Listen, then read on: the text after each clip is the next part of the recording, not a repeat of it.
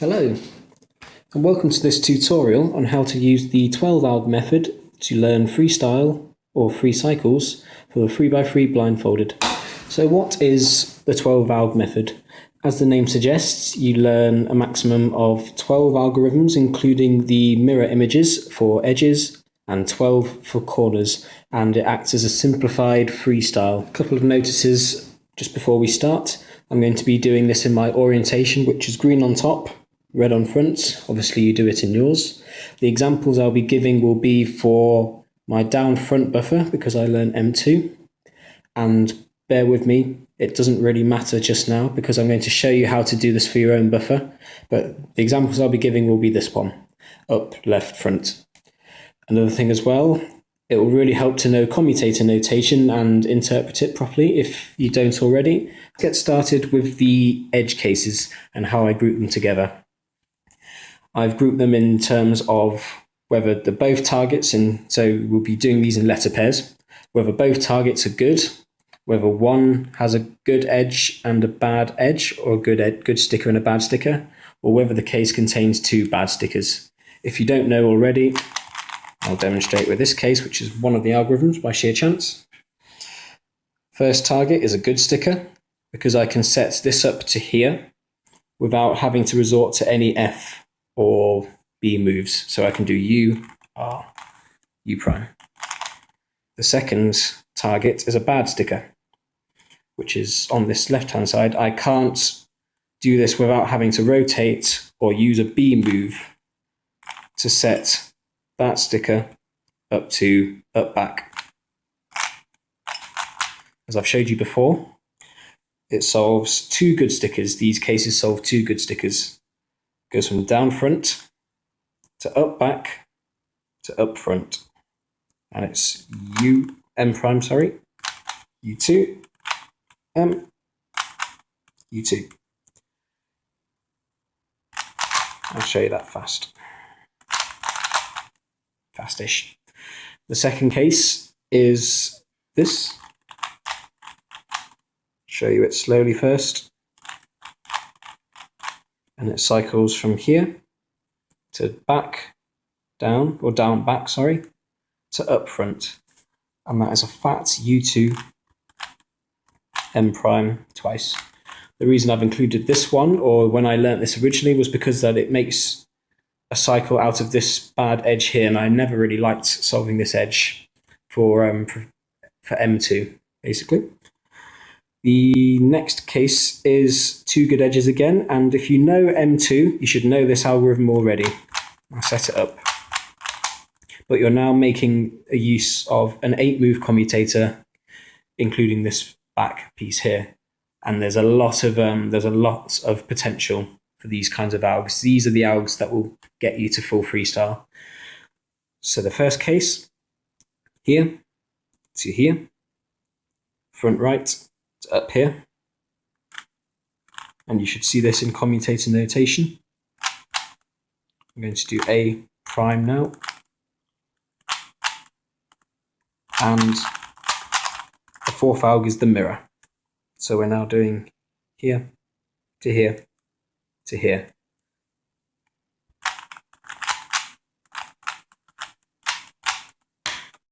The second lot of algorithms make the use of the cases where there's one good sticker, as I showed you earlier, and one bad sticker. If you don't remember it from earlier, this is the algorithm. It needs a Z prime rotation. It's an 8-mover. Here is the insertion. U prime R U. Inserting this sticker into here, basically. Interchange. Undo.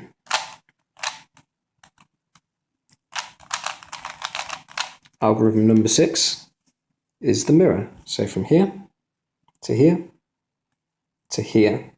The bad sticker on the right hand side. Z rotation this time, not Z prime. And it's U, L prime, U2, M prime, undo. The second lot I use and I found particularly useful because it solves this sticker, and often this is a troublesome sticker, which just set it up, solves this cycle to here, to here, to here. And it needs an X rotation, U, R prime, U prime, so inserting here, or this sticker into here, M prime, and undo. And case number 8 solves the mirror. Quite simple, here, to here, to here. The last lot of cases are for 2 bad stickers. So just to give you a demonstration of what that looks like, if I do a U-perm here, first target is a bad sticker on this side, second target is a bad sticker on this side, because they require B moves or rotations to set that up to here. But the 2 algorithms you need are as follows. Well, the 4 algorithms you need rather. First bad sticker is here. Second bad sticker is here. You do U prime R U to set this up to here. M prime, undo, and the mirror case here to here to here. Finally, just to make things a bit simpler for setups, etc., the final cases 11 and 12 cycle here to here. This is often a troublesome sticker, so I've deliberately chosen this cycle to here. It's the same algorithm as before, but with a X rotation going that way.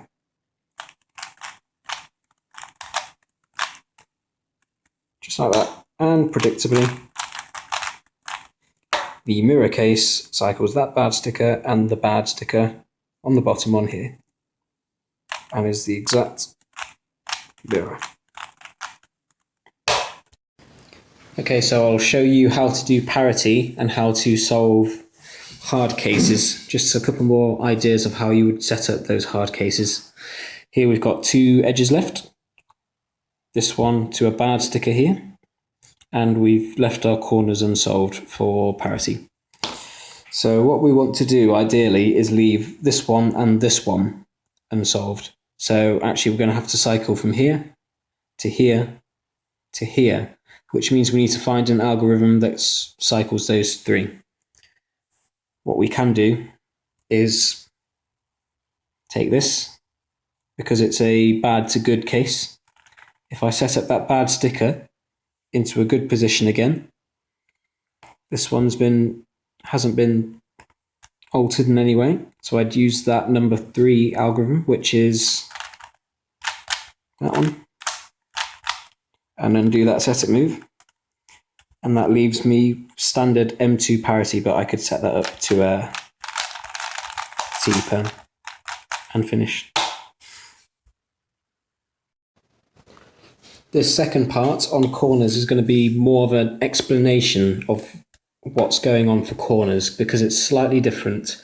You're not really dealing with good and bad stickers on their own anymore. You're dealing with what stickers are oriented, where they are, if they are oriented. You might have tricky cases where all 3 targets are in the top layer, or there are 2 good targets here and 1 bad one on the bottom layer, etc., etc. So as I show you these 12 cases, I'll explain just why I chose them, and hopefully you will understand the idea of how to pick algorithms and apply these to your own when you pick your own algorithms.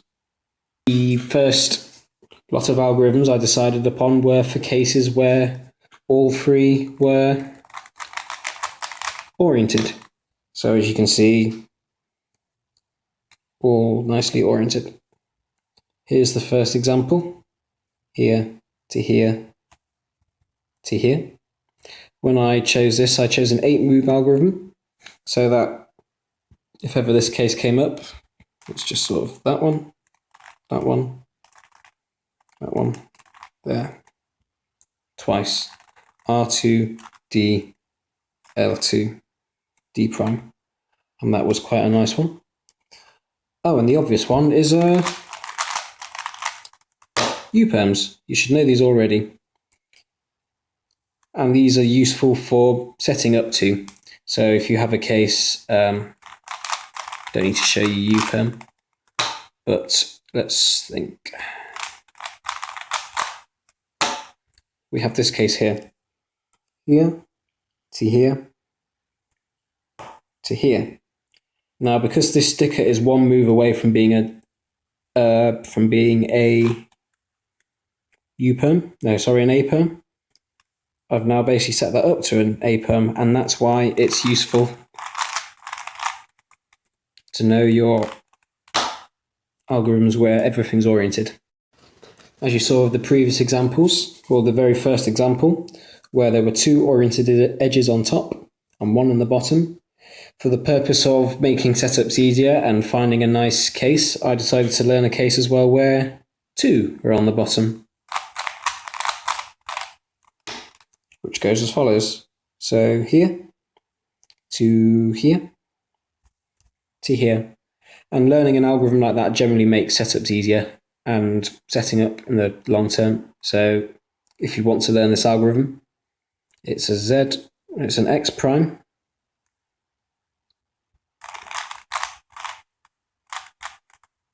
just like that. The harder cases I recommend you learn as well, because the oriented edges were often next to each other. Isn't always the case. I'll demonstrate. For example, one could be here, to here, to here, where doing two move or double moves doesn't necessarily make it any easier. Finding a setup move is quite difficult, and if it's long, the chances are you might undo it in the wrong way or undo it correctly. So instead of learning a long algorithm like that, learn a 12 move case. Per special for this one, I go from here to here to here, and I use R2D, R2D prime, R2 Uw2, and you do that algorithm twice. Similarly, you might have where it's on the bottom, and that's the best alg I can think of for that particular case. It might be this one, to this one, to this one here.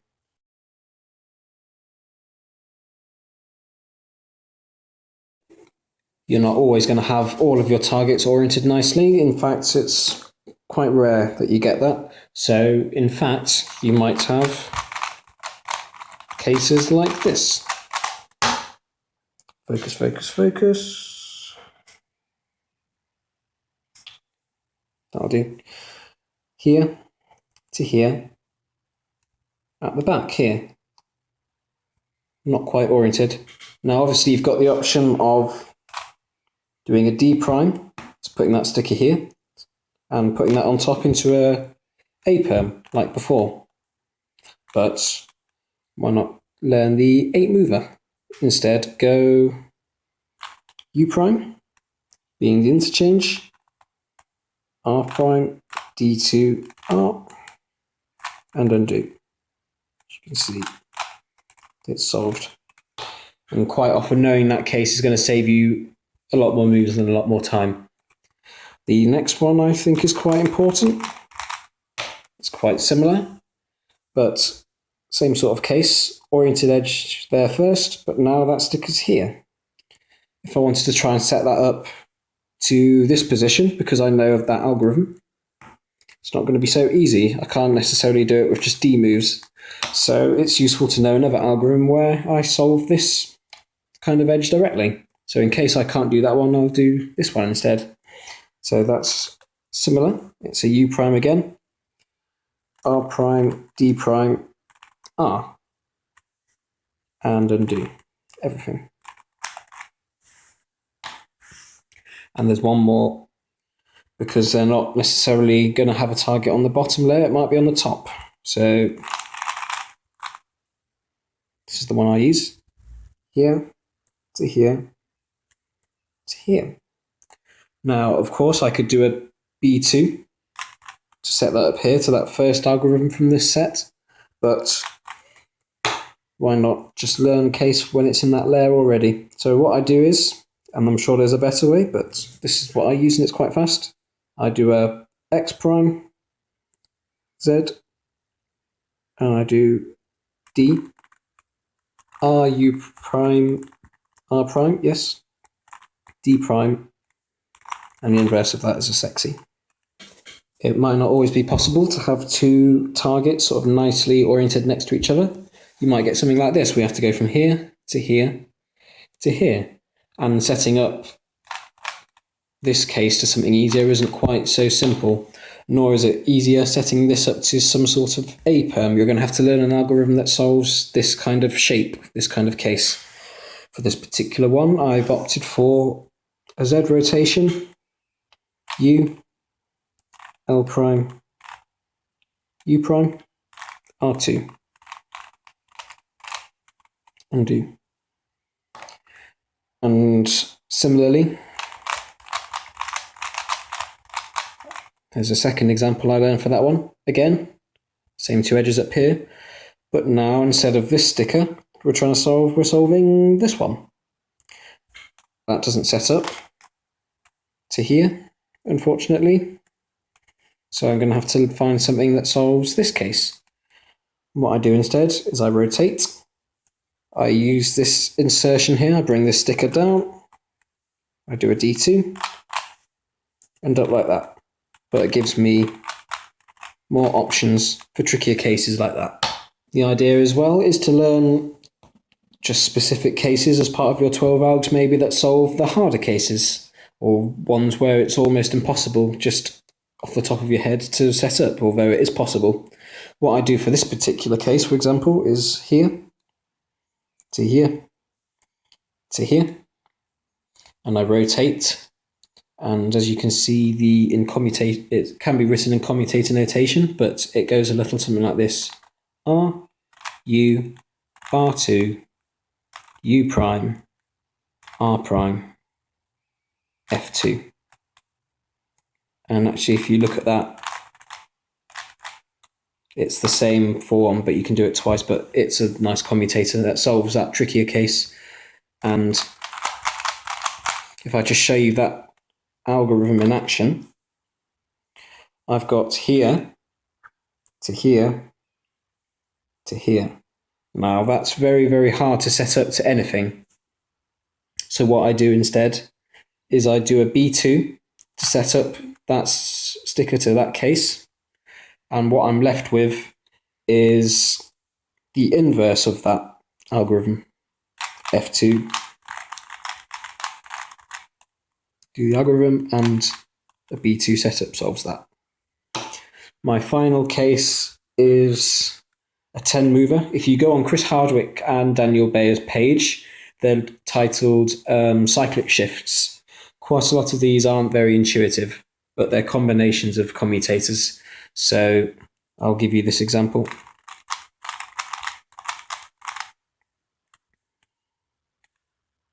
I've set that up so it cycles here to here to here. Now options here are to set that up with an R and set that up to one of those all oriented, which is okay, but the resulting algorithm is quite long. So what I use instead is this algorithm: U, R, F2,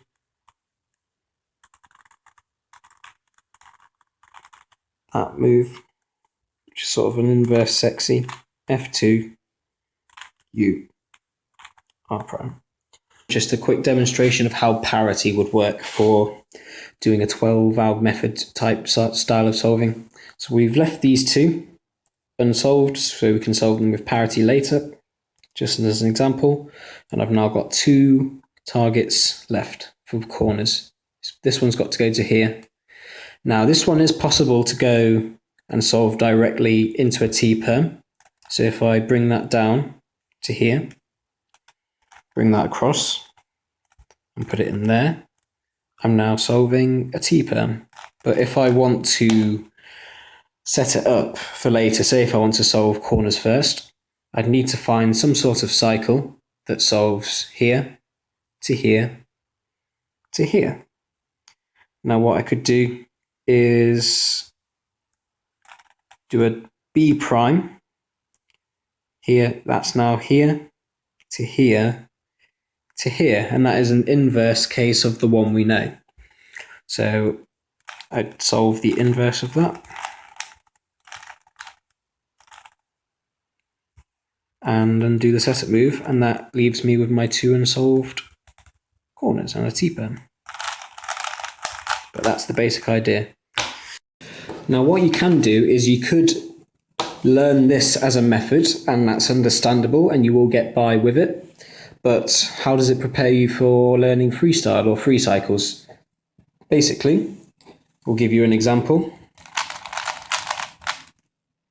This case, as we know, solves like that. But say it's a similar case, but it's going on at the back. So I've now got to solve this good sticker to this good sticker. Now what I could do, being clever, is do an E2, which now puts that good sticker over here and that bad sticker over here.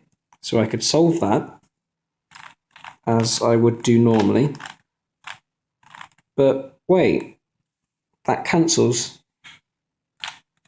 So if I learnt that particular case where there's a cancellation, I've essentially learnt another algorithm and its inverse without even actively trying to learn a new algorithm. Another way to make it better is to learn, say if you've got a tricky case which takes a lot of setup moves, for example this one, which would go to here, which is a good sticker, to here, which is a bad sticker. If I was using the 12 alg method, I could put that over here and pop that in there. But that's a lot of moves when in actual fact I could just, it's a lot simpler to learn the 8 move case.